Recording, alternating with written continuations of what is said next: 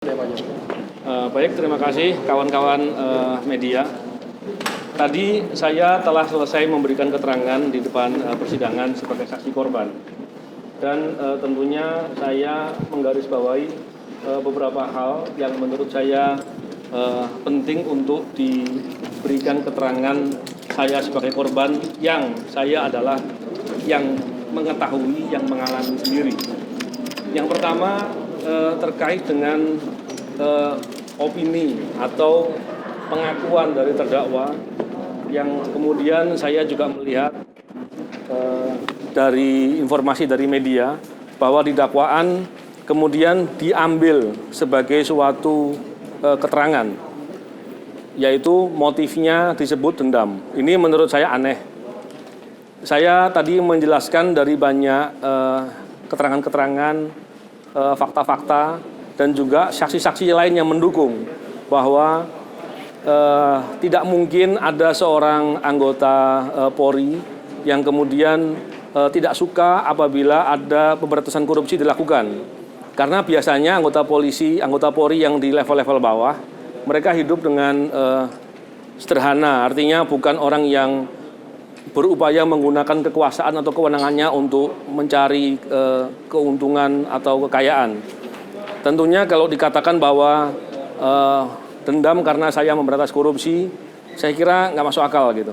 Karena seharusnya yang apabila ada anggota Polri yang dendam kepada saya yang sedang memberantas korupsi, artinya anggota Polri itu berarti sedang melakukan praktek-praktek korupsi harusnya. Tapi anggota Polri di level bawah tidak mungkin melakukan hal yang demikian.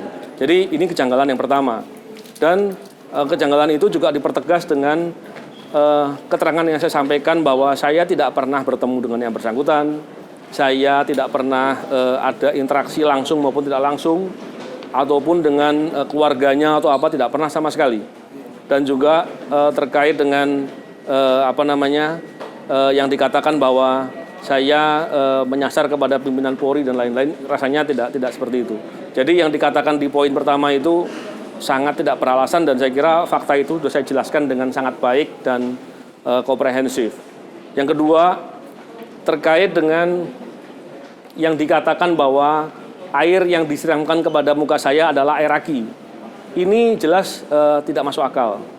Dan ini sangat mudah untuk dipatahkan. Karena yang pertama, tadi sudah saya perlihatkan foto-foto kepada persidangan bahwa beton di tempat mana pelaku ini sedang menuangkan air keras dari botol ke gelas, itu ada bekas melepuh.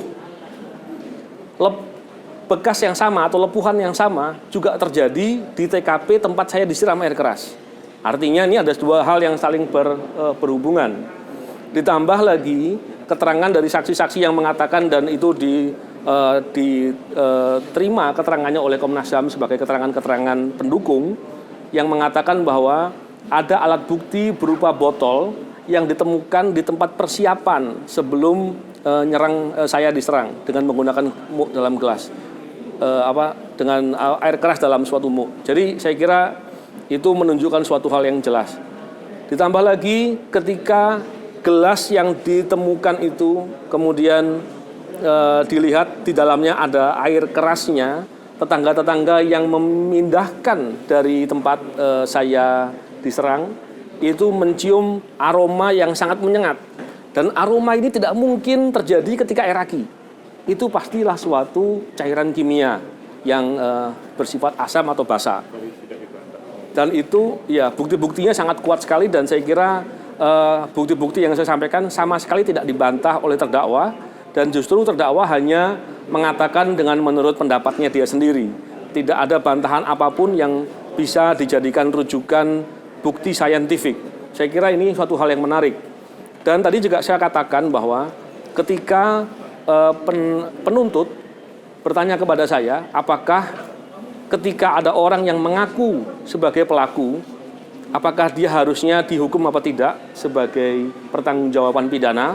Tadi saya katakan, orang yang mengaku dalam kaidah ilmu hukum dan pengalaman saya sebagai penyidik, tentunya kita harus melihat apakah dia mengaku karena kesadarannya dia dan sikap kooperatifnya dia, rasa keinsafannya dia. sehingga dia mengaku salah dan lain-lain. Tapi kan ini tidak sama sekali terlihat bahwa nampak bahwa para terdakwa ini seolah-olah tidak merasa bersalah, merasa biasa-biasa saja dan lain-lain. Tapi ada peluang kedua. Peluang keduanya apa? Yaitu ketika ada kemungkinan orang yang mengaku itu justru orang yang disuruh. Orang yang dibayar untuk melakukan itu. Kemungkinan itu kan ada. Oleh karena itu, saya meminta di proses persidangan ini agar diperiksa dengan sebaik-baiknya, seobjektif mungkin, dan setransparan mungkin dengan menggunakan kaidah-kaidah pembuktian agar jangan sampai ada orang yang membuat suatu peradilan sesat dalam tanda kutip ya, itu kemudian bisa lolos begitu saja. Khawatirnya begitu, karena kalau bicara kemungkinan, ada kemungkinan dia jujur, ada kemungkinan dia kemudian justru melakukan pengakuan karena suatu skenario atau karena suatu imbalan. Saya khawatir yang kedua terjadi, tapi tentunya tadi saya katakan saya sangat berharap kepada proses persidangan ini, kepada kawan-kawan penuntut dan majelis hakim, tentunya beliau semua punya tanggung jawab hukum dan tanggung jawab moral, yang itu semua diminta pertanggungjawaban. Dan saya apabila penegakan hukum dilakukan dengan sebaik-baiknya dan seadil-adilnya, maka itu penting untuk peradaban, itu penting untuk kemanusiaan, dan itu penting untuk perlindungan semua warga negara di Indonesia. Karena hal itu menjadi hal yang paling mendasar. Dan sebagai tambahan, karena saya sadar proses pemeriksaan ini koridornya adalah dakwaan, maka saya tidak mungkin menyampaikan fakta yang seluas-luasnya yang dianggap akan melenceng dari proses persidangan ini. Maka tadi saya serahkan kepada majelis hakim dua hal. Yang pertama adalah hasil kopi dari rekomendasi Komnas HAM yang telah dilakukan. Saya berharap bisa dibaca oleh beliau sebagai hal-hal untuk dipahami, dan saya yakin itu akan bisa didalami dengan lebih jelas. Juga dengan kronologis yang detail yang saya buat dalam 8 lembar, dan saya berharap itu bisa berguna dan bermanfaat demi keadilan. Tadi saya katakan juga di persidangan bahwa ketika Pak Kapolda Metro, Pak Irjen M. Iriawan, waktu itu sekarang Komjen beliau, bahwa akan ada yang menyerang kepada diri saya. Saya awalnya sudah bertanya, siapa sih yang menyerang? Tapi saya tidak tahu, beliau tidak menerangkan dengan lugas dan jelas. Apakah tidak menerangkan itu karena beliau tidak tahu, atau tidak berani menyampaikan? Saya tidak tahu. Tadi juga saya katakan kepada persidangan, saya tidak tahu apakah beliau tidak tahu atau tidak berani menyampaikan. Nah, itu dua hal itu yang perlu harus dilihat dengan lebih jelas. Serangan kepada saya itu dilakukan dengan pembagian tugas. Ada yang melakukan pengamatan, ada yang melakukan pengintaian dengan jelas, dengan agak lebih dekat, dan ada orang yang melakukan eksekutor. Dan ketika kemudian orang-orang tadi, kelompok-kelompok tadi melakukan komunikasi dengan intens dengan menggunakan alat komunikasi, artinya ada pihak lain yang melakukan pengaturan. Dengan pola begitu, itu sangat terorganisir. Sehingga benarlah apa yang dikatakan oleh Komnas HAM, bahwa serangan kepada diri saya dilakukan dengan terorganisir dan sistematis. Saya tadi menjelaskan soal itu agar majelis hakim juga memahami bahwa ini tidak boleh hanya berhenti di eksekutor, walaupun proses sedang berjalan.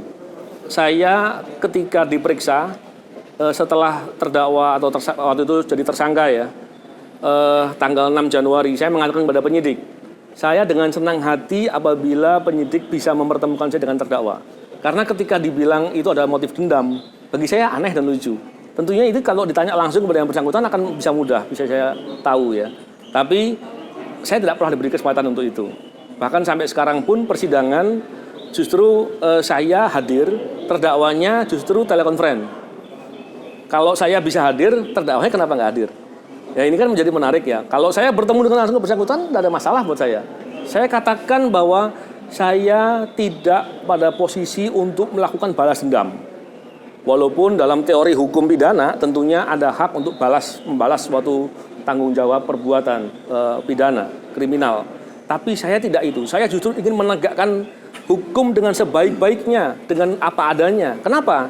Karena ini adalah serangan bukan kepada diri saya sendiri.